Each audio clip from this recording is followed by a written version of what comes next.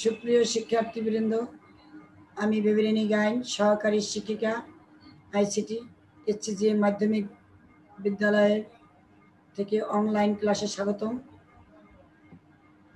বর্তমান মহামারী করোনা ভাইরাসের কারণে সারা বিশ্ব আতঙ্কিত। অনেক দিন হয় তোমাদের সাথে যোগাযোগ করতে পারছি না। বাংলাদেশ সরকারের মহান উদ্যোগের ফলে অর্থাৎ ডিজিটাল বাংলাদেশ প্রতিষ্ঠিত হওয়ার ফলে আমরা সরাসরি অনলাইনে তোমাদের সাথে যোগাযোগ করতে পারছি। আমার ধারণা তোমরা সবাই ভালো আছো, আমিও ভালো আছি।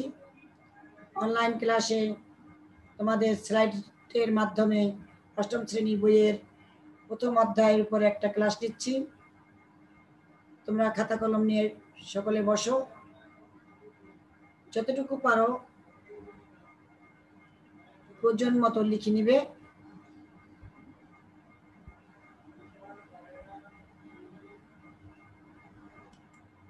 আমাদের ক্লাসে আসি এখন।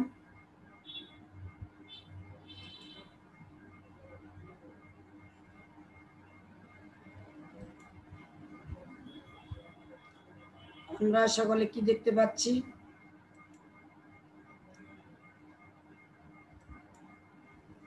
শিখন ফলে বিভিন্ন ক্ষেত্রে তথ্য যোগাযোগ প্রযুক্তির ব্যবহার সম্পর্কে বলতে পারবে, তথ্য যোগাযোগ প্রযুক্তির গুরুত্ব ব্যাখ্যা করতে পারবে। যোগাযোগ জিনিসটা কি? যোগাযোগ হচ্ছে একে অপরের সাথে আমরা সহজেই যোগাযোগ করতে পারি।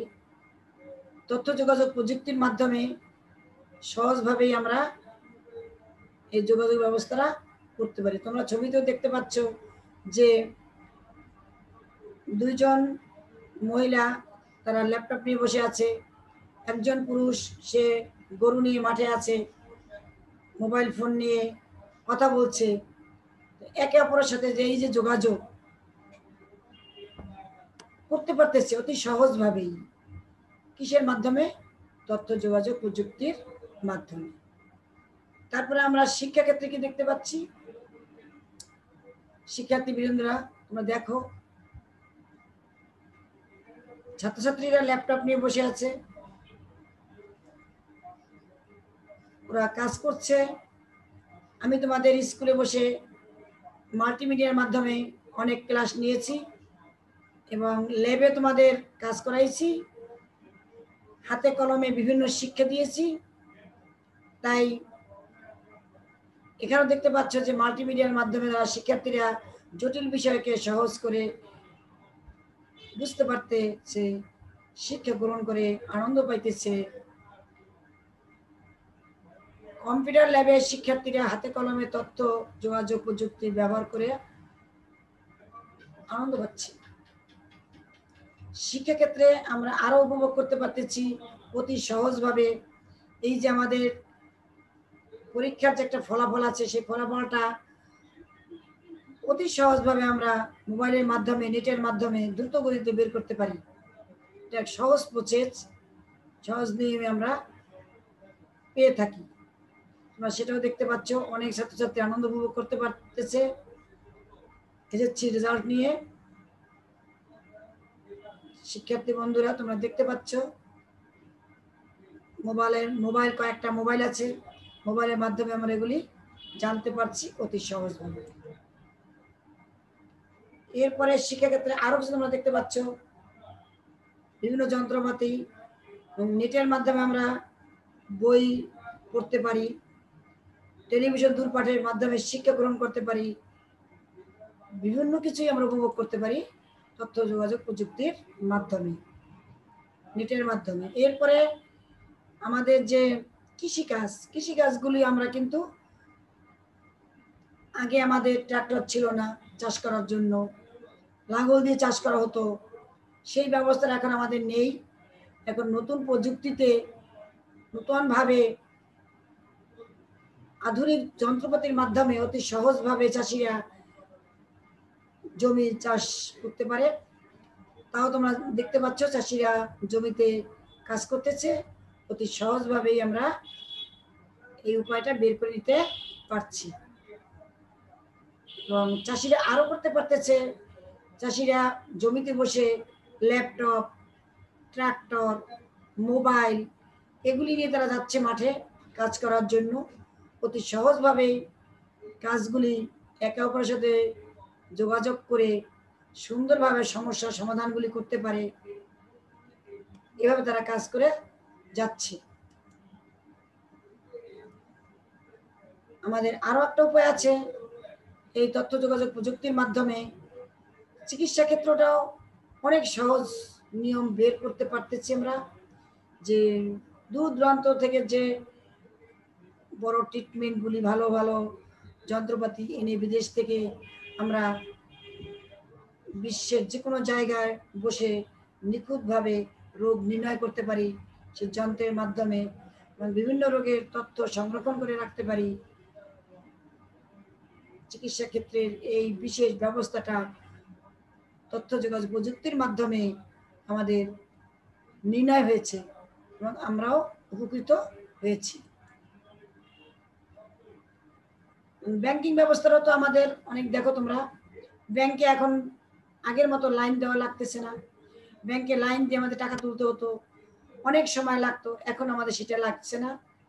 তথ্য যোগাযোগ প্রযুক্তির মাধ্যমে এটিএম কার্ডের মাধ্যমে আমরা এখন টাকা তুলতে পারতেছি, এবং মোবাইল ব্যাংকিং, অনলাইন ব্যাংকিং এর মাধ্যমে খুবই দ্রুত ও অতি সহজে টাকা আদান প্রদান করা যায়।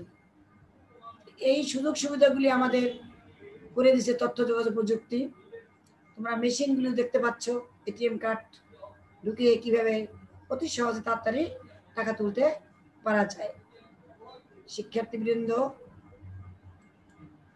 তোমরা এরপরে কি দেখতে পাচ্ছ, আমরা ঘরে বসেও বিভিন্ন বাণিজ্য কেনাবেচা করতে পারি।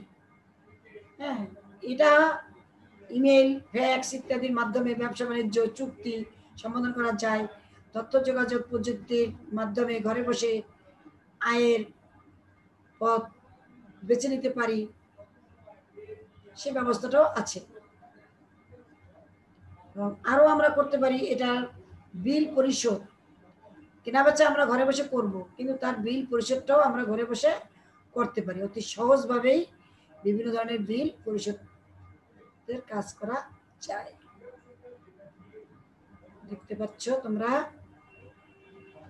অফিস আদালতে বসে আমরা ল্যাপটপ দিয়ে কাজ করছি, সেটাও তোমরা দেখতে পাচ্ছ যে বিভিন্ন তথ্য যোগাযোগ প্রযুক্তির ব্যবহার করেও আমরা স্বচ্ছ, দ্রুত, সহজে অফিসের কাজগুলি করে দিচ্ছি। তাহলে এই তথ্য যোগাযোগ প্রযুক্তি এসে আমাদের জীবনের মোড় ঘুরিয়ে দিল, এবং অতি সহজভাবে আমরা বিভিন্ন জায়গার খোঁজ খবর, কাজ কর্মগুলি দ্রুত গতিতে করে নিতে পারছি। প্রচারের মাধ্যমে, গণমাধ্যমের অতি দ্রুত সহজেই তথ্য পেয়ে যাচ্ছি আমরা।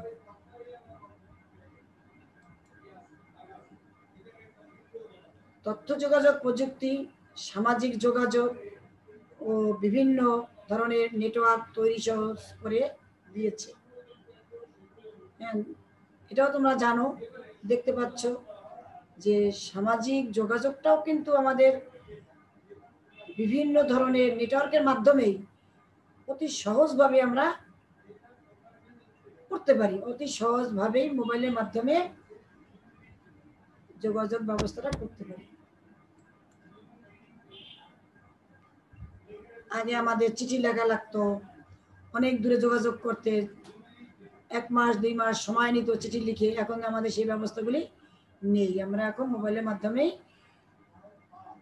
অল্প সময়ের মধ্যে খোঁজ খবর নিতে পারছি, এবং আরো আমরা আনন্দ উপভোগ করতে পারছি। বিনোদন ব্যবস্থাটা যে আমাদের তথ্য যোগাযোগ প্রযুক্তিতে আছে, মোবাইল ফোন, কম্পিউটার, গেম খেলে শোনা, গান শোনা, টেলিভিশন দেখা, চিত্ত বিনোদনের অনুষ্ঠানগুলি দেখা, এগুলি আমাদের একটা সহজ উপায় আনন্দ উপভোগ করতে পারছি।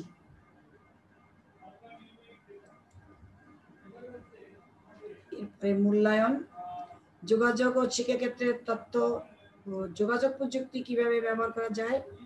কৃষি ও চিকিৎসা ক্ষেত্রে তথ্য প্রযুক্তির ব্যবহার কেমন হতে পারে, এটিএম মেশিন কোন ক্ষেত্রে ব্যবহার করা হয়, ঘরে বসে কিভাবে আয় ও কেনাবেচা করা যায়। দলীয় কাজ, তথ্য ও যোগাযোগ প্রযুক্তি আমাদের দৈনন্দিন জীবনকে কিভাবে সহজ ও গতিময় করে দিয়েছে। শিক্ষার্থীবৃন্দ, আমাদের বাড়ির কাজ,